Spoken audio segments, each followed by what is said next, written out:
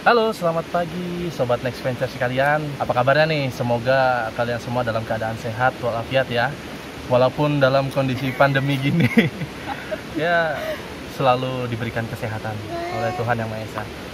Oke, kali ini kita ngobrolin apa aja sih Bun yang harus kita persiapkan kalau ingin membawa anak ke alam, khususnya ke gunung. Persiapannya apa, perlengkapannya apa, gitu. Coba, apa aja sih kira-kira? Kalau bawa anak ke gunung ya, ke alam, itu kan tidak seperti kita bawa diri kita ke alam. Jadi anak itu kan ibaratnya kan pemula banget. Yang pertama, kita harus membuat anak beradaptasi dengan alam dulu, pasti. Jadi jangan, kalau bisa sih jangan ujuk-ujuk apa itu? Ujuk-ujuk langsung ke gunung gitu ya? Kalau bisa jangan langsung diajak naik gunung, tapi kita adaptasikan dulu anak dengan kondisi alam. Enggak sih, lebih prefer ke ngecamp ya. Kalau saya kan kalau ngecamp kita bisa tahu karakteristik anak kalau malam bagaimana di gunung, dengan hawa dinginnya seperti apa, kayak gitu kan ya. Terus dia kalau di alam itu karakternya seperti apa gitu, apakah bisa mengikuti perintah ataukah tipe anak yang punya kemauan sendiri gitu. Nah jadi lebih sebenarnya mending diajak ngecamp dulu gitu. Jadi untuk tahu karakter anak itu seperti apa. Sama selain itu untuk mungkin untuk penyesuaian diri juga ya, penyesuaian diri, tahu kemampuan anak terhadap alam juga seperti apa. Ketika mau mendaki kita harus tahu gunung apa yang kita daki. Benar. Kemudian jalur-jalurnya mana aja. Kemudian kita tentukan dari jalur-jalur itu kita akan pakai jalur yang mana untuk yang paling cocok untuk anak. Kayak gitu memang. Karena di berbagai gunung itu pasti ada beberapa jalur ya kan. Jadi kita pilih jalur yang paling cocok untuk anak. Yang istilahnya yang paling enak lah gitu loh.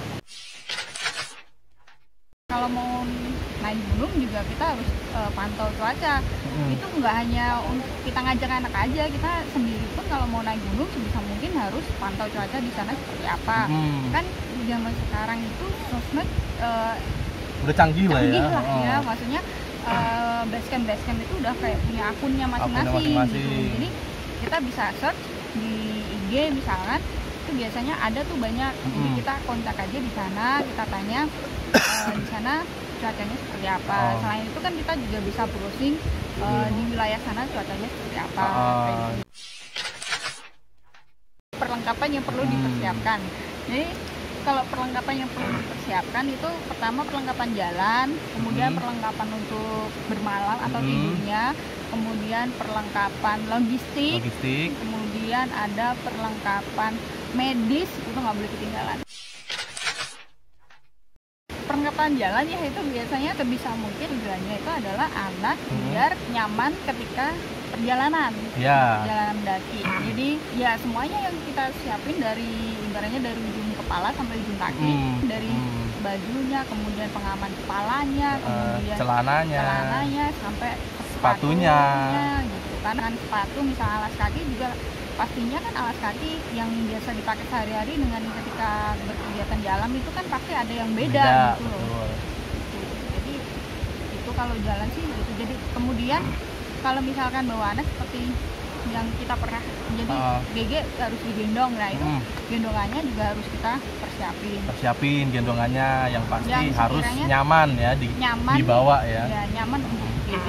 Jadi kalau gendongan kan sekarang udah kayak ada baby carrier yang khusus untuk dibawa untuk hiking. Cuman kan itu harganya ya lumayan juga gitu kan, bukan murah lagi istilahnya. Itulah juga. gitu. Tapi ya kalau memang budgetnya nggak memungkinkan, jadi sebenarnya kita bisa pakai gendongan apa bisa aja pakai alternatif gendongan yang lain yang bisa kita pakai asalkan itu nyaman di tubuh kita dengan membawa beban anak tersebut. Dan juga ada lagi nih perlengkapan, jangan lupa jas hujan ya. Misalkan dapat informasi di sana lagi nggak hujan, itu tetap kita harus bawa jas hujan. Karena kita nggak tahu. Kita nggak akan pernah tahu di sana tuh perubahan cuacanya seperti apa. Kita cuma bisa memprediksi, tapi kan alat punya caranya sendiri. Jadi apapun harus disiapkan. Terus untuk perlengkapan malam nih apa aja nih? Perlengkapan malamnya intinya adalah ketika anak tidur ya, tidur di tenda. Kan kalau tidur di tenda itu pasti kan sudah beda banget tuh tidur sama tidur di rumah, sudah empuk gitu. Jadi memang biasanya kalau udah alas untuk tidur itu juga harus dipersiapkan. Jadi kan kita nggak tahu nih lahannya kita dapat tempat camp yang lahannya seperti apa. Terkadang kan lahannya yang tidak rata. Nah, mungkin jadi ada perlengkapan untuk alas tidurnya dia yang khusus lah. Misalkan Anda biasanya mungkin bawa selimut yang memang khusus untuk alasnya dia tidur biar agak lebih empuk daripada kita lah. Kemudian kan kadang kadang matras juga maksudnya nggak ngefek, nggak begitu ngefek gitu, masih batu-batu masih kerasa. Atau kita biasanya juga kan bawa SB lebih ya, SB yang bentuknya kayak selimut, jadi ya SB selimut itu kita alasin aja di matras, jadi buat tambahan lah. Nah itu jadi biar lebih empuk lah buat anak itu, kita bawa SB tambahan. Terus juga kalau memang si anak kan apalagi masih balita ya, kalau misalkan masih balita ini istilahnya kan saya belum nemu sih sebenarnya, belum nemu SB yang ukurannya kecil gitu loh. Ya paling alternatifnya ya bawa selimut kecil dia aja sih, sama buat penghangatnya mungkin kasih dia jaket, pakaian yang lebih tebel. Kalau memang di gunung itu cuacanya dingin gitu, pakai celana yang lebih tebal, celana panjang, kaos kaki ya kan. Kalau ada sarung tangan gitu, atau dengan kupluk kayak gitu boleh juga, bisa juga itu, untuk biar dia ketika malam itu tidur dengan nyenyak kayak gitu. Terus berikutnya apa lagi tadi, Bun? Logistik. Nah, logistik apa aja nih? Contohnya?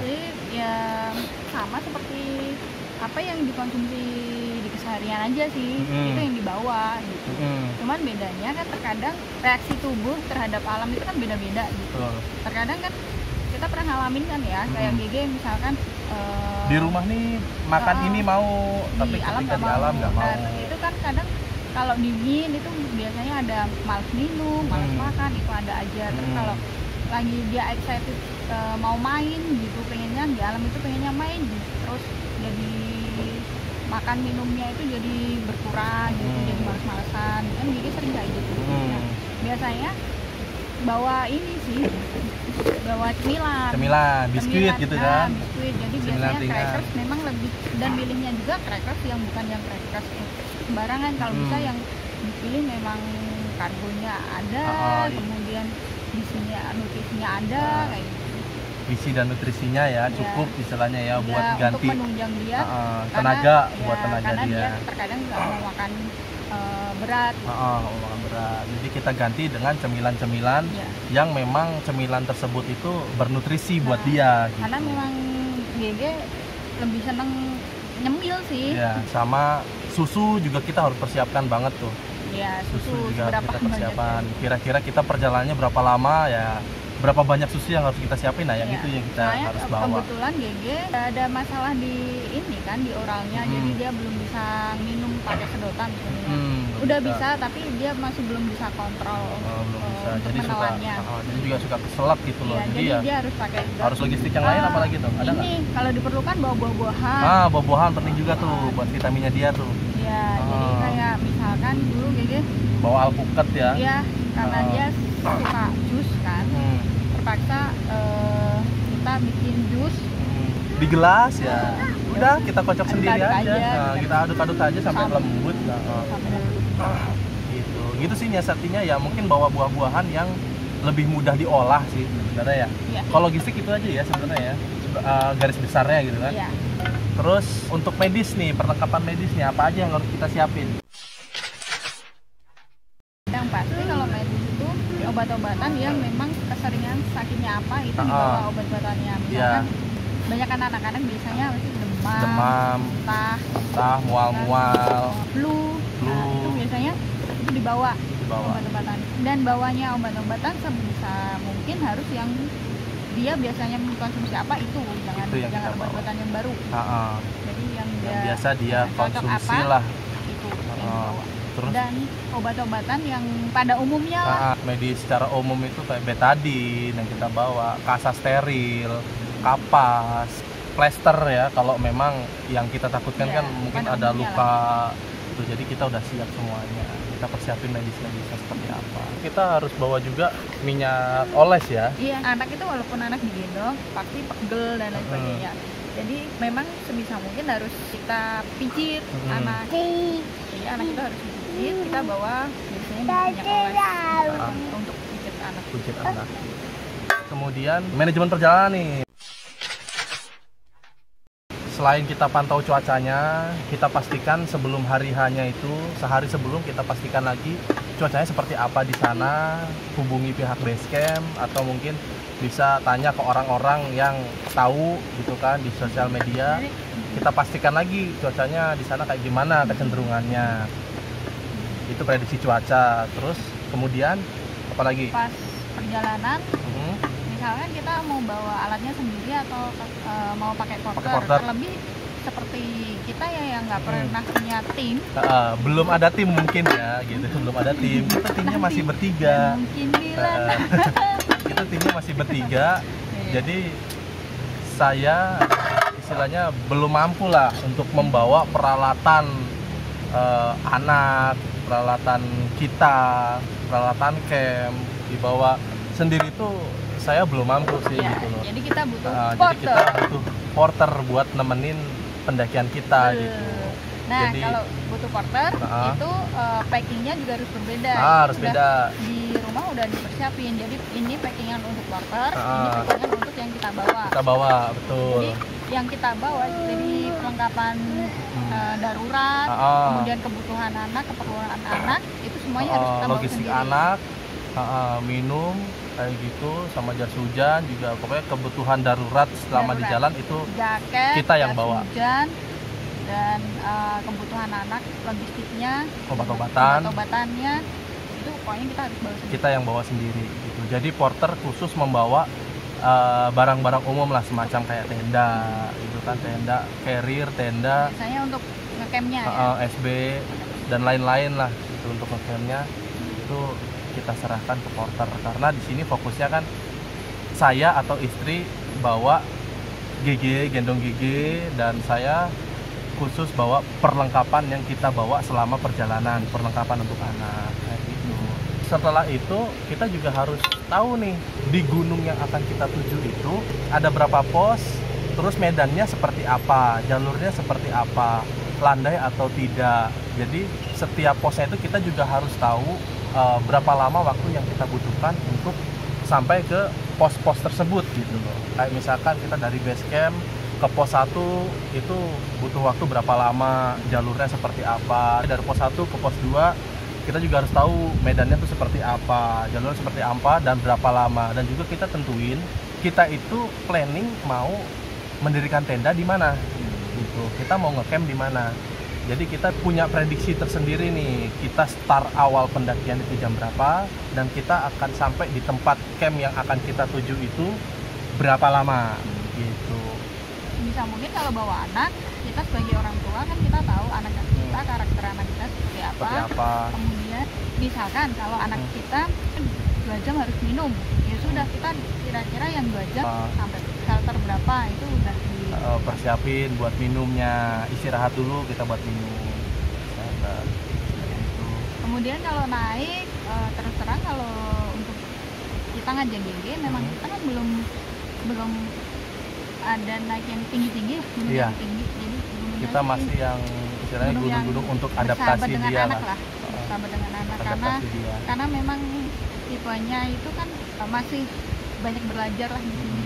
Jadi masih banyak maunya sendiri, terus masih belum aware dengan perintah. Ya, yang pasti kita naik gunungnya yang ini ya, yang sekiranya cuma butuh waktu sekitar 4 lah maksimal, mungkin nggak terlalu lama di perjalanan. 5 jam.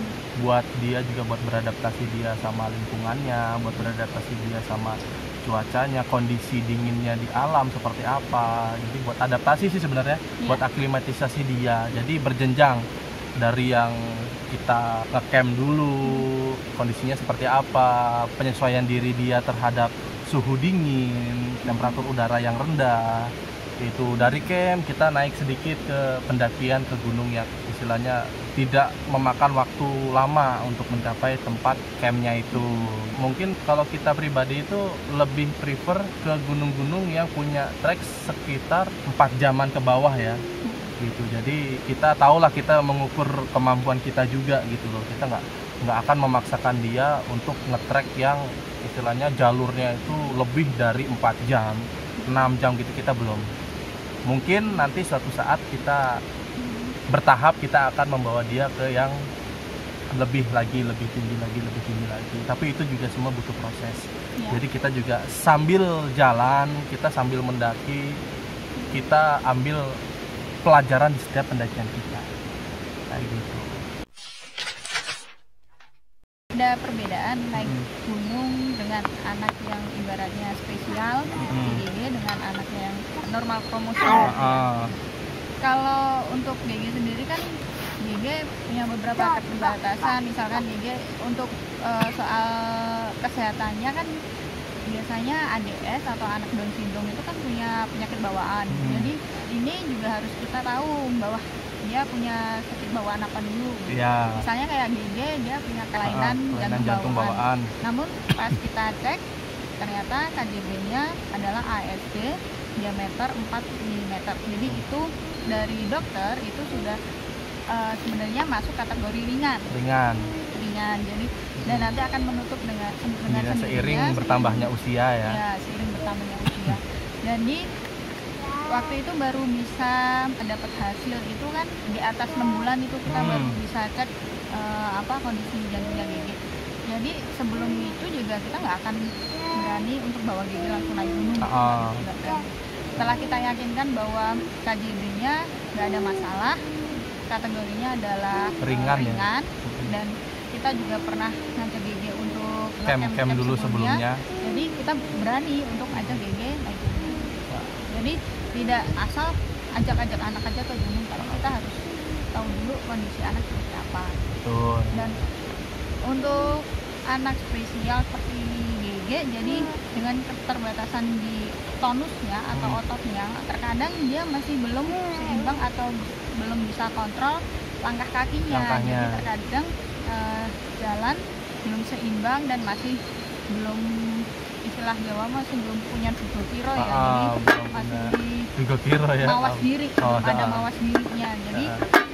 Jadi dia belum bisa aware sama keadaan lingkungan sekitar ya. Kita benar-benar kalau medannya dirasa belum aman, itu ya tetap harus kita handle. Kita nggak berani ngelepas GG di setiap perjalanannya.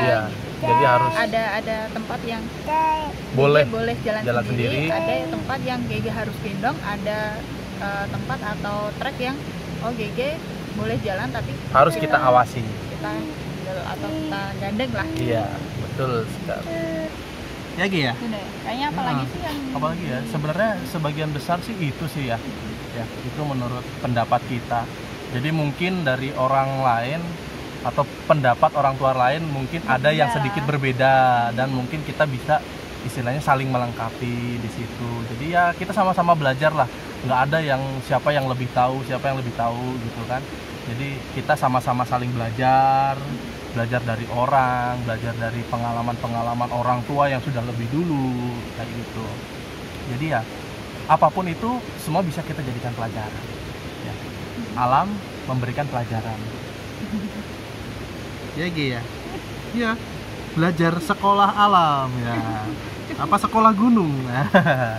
Ya, wah gitu ya. Wah, seneng ya.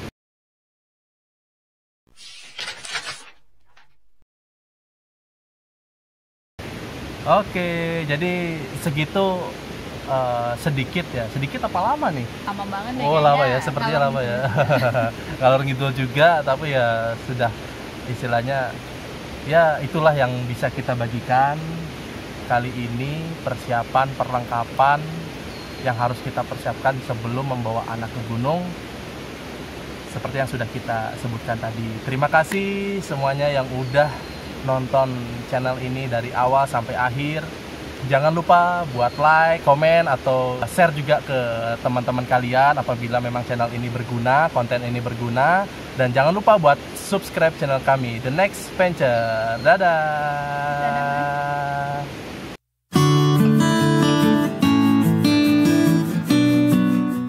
Bagi kami, tidak ada kata terlambat atau terlalu dini mengenalkan anak pada alam. Mendaki gunung, tentang latihan dan persiapan yang matang. Persiapkan dan keluarlah, karena anak kita berhak tahu, di luar rumahnya ada bagian terindah dari bumi ini.